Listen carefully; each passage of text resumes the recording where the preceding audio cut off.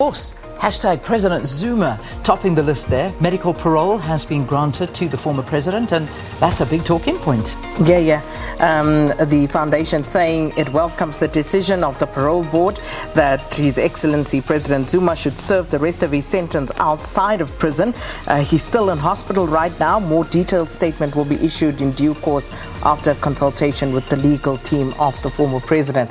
So that, of course, the big announcement regarding the president yesterday, but of course, much talk around many other things as well. Yes, lots. I mean, basically, everything you're seeing there trending has very much so to do with these announcements. And then we saw Reedy trending, and I mean, this has been now for kind of 2 days, and it's just it all started very much so as a kind of an online tour between Dudu Zuma, Sambudla and Reedy, but this one saying about I think so. There was actually a thread. There was a thread. There was another tweet from Reedy basically saying, and I think this was aimed at the what is the Twitter handle, the one Spiti, that one? Yes. Yes, it spoke about that. Yes, spoke about that, saying that, a 36-year-old woman appearing in court with a child, protecting a politician that probably doesn't even know her, something along those lines. That's what Reedy went and tweeted.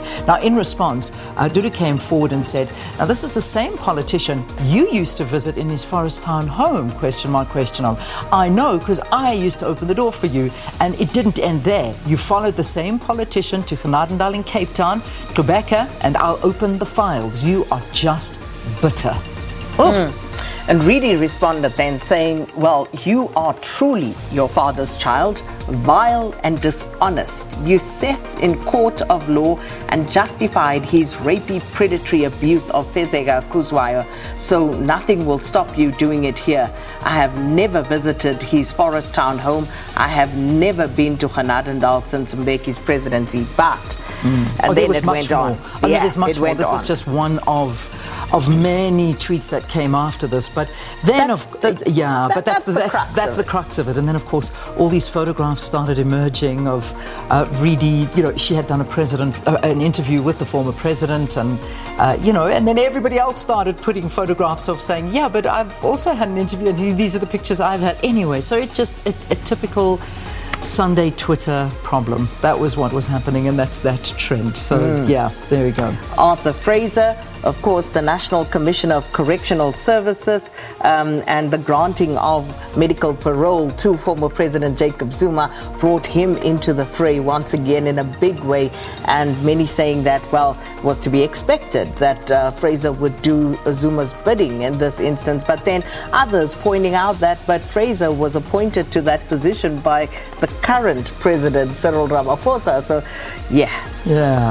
all right, so a whole mishmash of things, and it all comes together. It does. And then Sheikh, I mean, no conversation is going to... We were not going to talk medical parole and not bring up Shabir Sheikh. That's the face of medical parole.